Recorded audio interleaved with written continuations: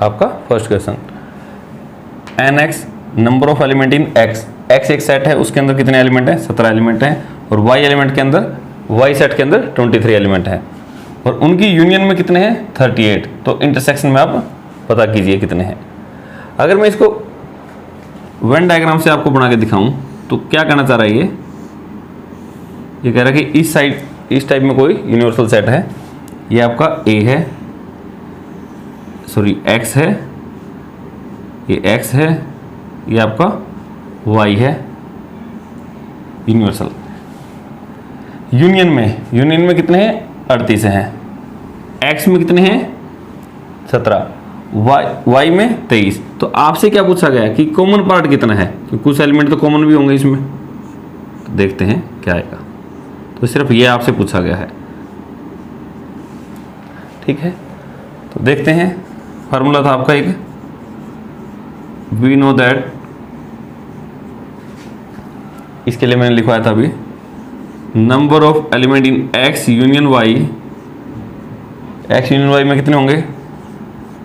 x के element plus y के element minus common element. ये इकलौता फार्मूला है आपका, 2-3 है लेकिन 2 सेट के लिए तो यही है, बार बार इसी को आपने अप्लाई करना है।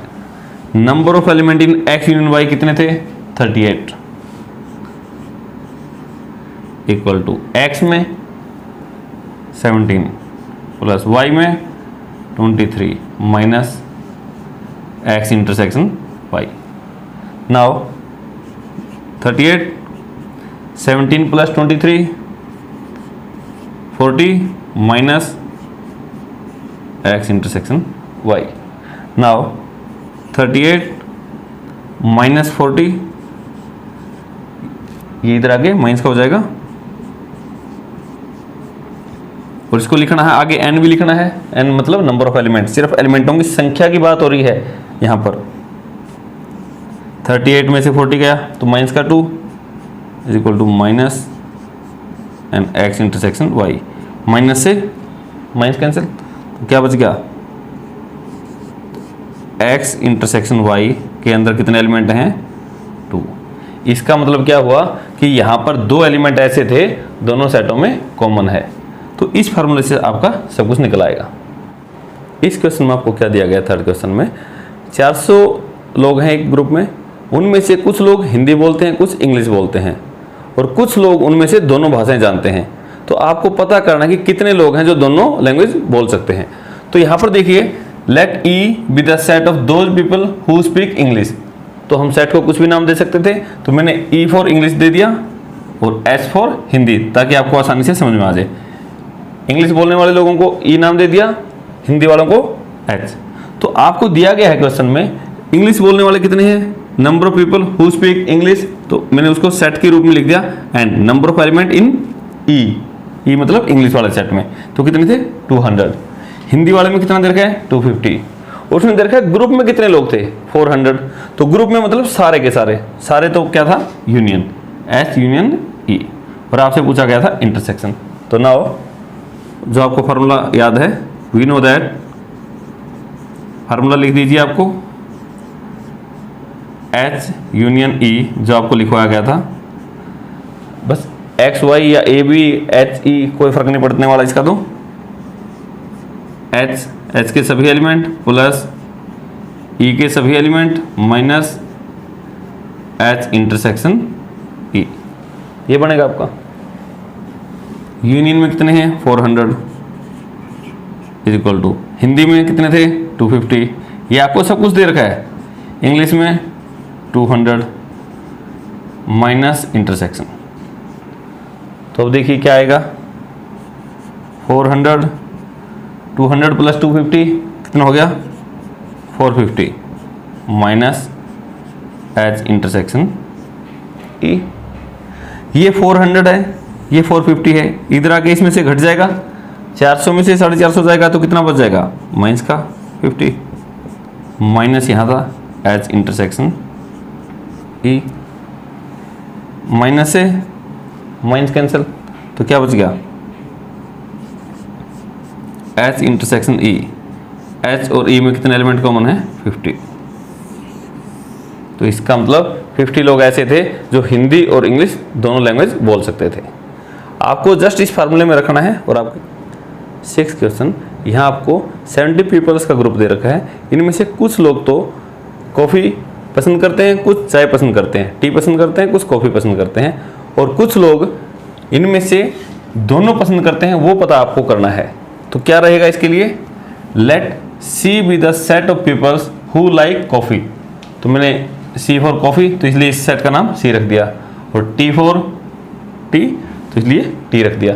तो कुछ लोग तो जो कॉफ़ी पसंद करते हैं उनको तो सी नाम दे दिया, और जो टी पसंद करते हैं उनको टी नाम दे दिया। और ग्रुप में कितने लोग थे, 70 है तो टी यूनियन सी।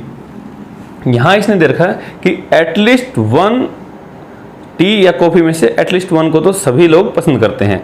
तो इससे क्या पता चलता है कि यूनियन और जो यूनिवर्सल सेट है दोनों सेम है। तो आपने ले लिया टी यूनियन सी 70, कॉफ़ी पसंद करते थे 37, टी पसंद करते थे 52। तो now we have to find how many peoples like both tea and coffee. And लिख रखा है, जब भी आपको यहाँ क्वेश्चन में समझ जाना, जब भी एंड दे रखा है तो मतलब इंटरसेक्शन, कॉमन इसकी बात हो रही है। और जब भी और दिया मिले इन क्वेश्चनों में तो इसका मतलब यूनियन। ये आप देख लें, एंड जब भी मिलेगा तो इंटरसेक्शन, और का मीनिंग क्या होता है, यूनियन। ओके, तो बोथ टी एंड कॉफ़ी, वही है फार्मूला। वी नो दैट, उस फार्मूले में जो इधर यूनियन है इधर इंटरसेक्शन है, तो आप इधर इंटरसेक्शन को और उधर यूनियन जाएंगे तो क्या बन जाएगा वो फार्मूला, यही बन जाता है। आप ऐसे भी लिख सकते हो, इंटरसेक्शन लिख लिया आपने, टी प्लस सी माइनस टी यूनियन सी। तो यूनियन की जगह इंटरसेक्शन चला गया, इंटरसेक्शन की जगह यूनियन, तो कुछ फर्क नहीं पड़ने वाला, सेम वही है। क्योंकि यहाँ ये माइनस का था, इधर आके प्लस हो गया, ये प्लस था माइनस हो गया। तो डायरेक्ट ऐसे भी लिख सकते हो आप, टी इंटरसेक्शन सी।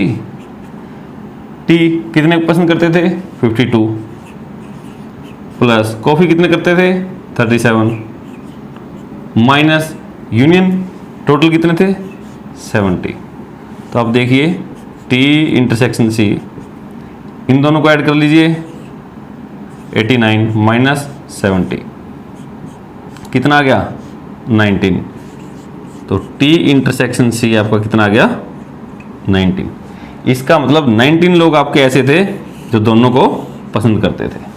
चाहे यहाँ देखिए 7th क्वेश्चन में, in a group of 65 peoples 40 like cricket and 10 like cricket and tennis, and how many people like tennis only but not cricket, and also find how many like tennis only.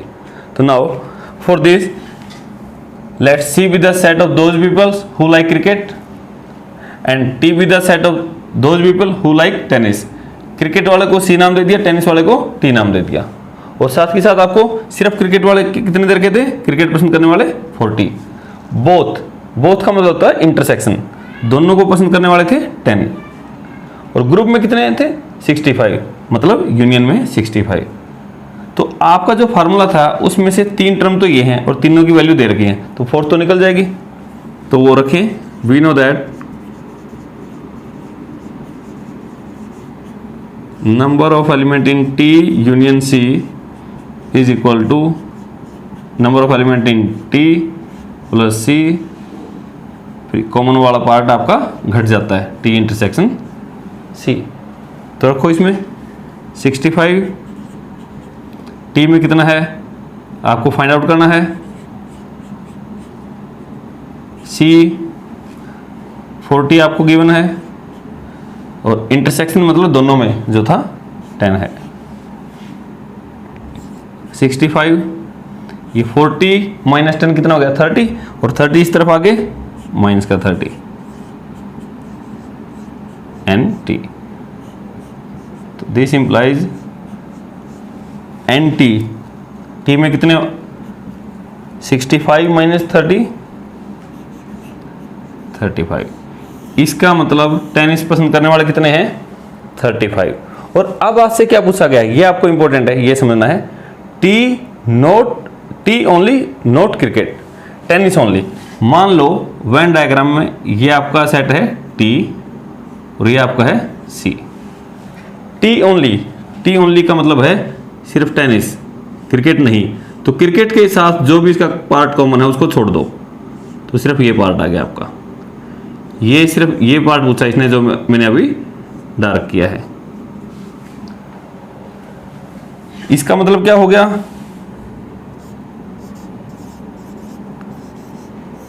T minus सी पूछा गया आपसे। T only not cricket मतलब सिर्फ T C नहीं, तो T minus सी मैंने dark करके बता दिया, सिर्फ ये पूछा गया। तो वेन डायग्राम से आपका फार्मूला बन जाएगा, क्या है, पूरा टी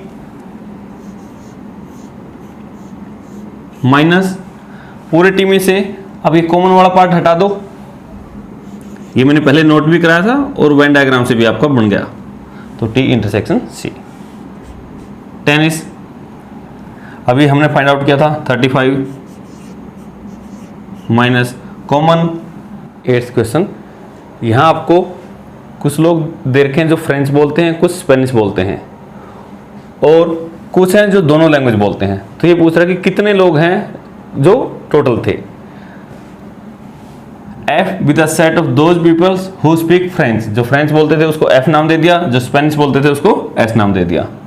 तो फ्रेंच बोलने वालों की संख्या दे रखी थी 50, स्पेनिश की दे रखी थी 20। तो आपको इस फॉर्म में लिखना आना चाहिए इनको।